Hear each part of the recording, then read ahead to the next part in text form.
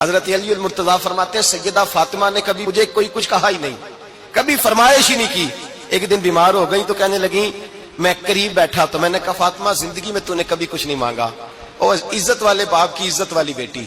میرا دل کرتا ہے کوئی فرمائش تو کرنا۔ تو حضرت فاطمہ کہنے لگی علی اگر ایک انار مل جائے نا،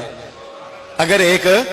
میرا دل کر رہا ہے اگر ایک انار مل جائے، ایک انار مل جائے تو طبیعت چاہ رہی ہے انار کھانے کو۔ مولا علی شیر خدا فرماتے میں گیا، ایک انار خریدا بازار سے، 1 دینار تھا میری جیب میں،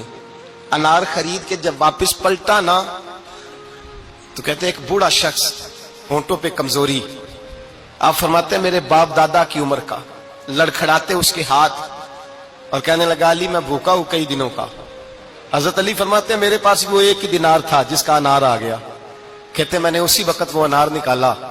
اس شخص کے ہاتھ میں رکھا، بوجھل قدموں سے جب میں اندر داخل ہوا نا تو پاک رسول کی پاک بیٹی، عزت والے نبی کی عزت والی بیٹی، صبر والے محبوب کی صبر والی بیٹی، کہتے ہیں جب میں نے اپنا قدم اندر رکھا دروازے کے تو فاطمہ نے میرا اترا ہوا چہرہ دیکھا تو کہنے لگی علی پیسے اللہ کے راستے میں دے آئے ہو، خیرات کر رہے ہو؟ حضرت شیر خدا رضی اللہ تعالیٰ عنہ فرماتے ہیں میں فاطمہ کی طرف دیکھا تو میں حیران ہو گیا، میں نے کہا فاطمہ تجھے؟ کہنے لگی مجھے یقین ہے آپ انار لینے گئے تھے، آپ نے خرید بھی لیا تھا، اور مجھے پتا ہے علی میرے ساتھ بے وفائی ہو ہی نہیں سکتی، یہ کسی سوالی نے مانگ لیا ہوگا، علی آ جا، مجھے انار کھانے سے وہ سکون نہیں ملا جو تو اللہ کے راستے میں دے آیا ہے تو سکون ملا ہے، کھانے سے نہیں ملا جو تیرے دینے سے ملا ہے۔ مولا علی کہتے ہیں صبر کر کے میاں بیوی بیٹھ گئے تو دروازے پہ دستک ہوئی، کہتا میں اٹھ کے دروازے پہ گیا تو حضرت سلمان فارسی دروازے پہ کھڑے تھے، انہوں نے نا 9 انار مجھے دیے، کہنے لگے نبی پاک نے بھیجے ہیں، یہ 9 انار ہے نبی پاک نے بھیجے ہیں۔ تو حضرت علی شیر خدا فرمانے لگے ہمارے نہیں کسی اور کے ہیں،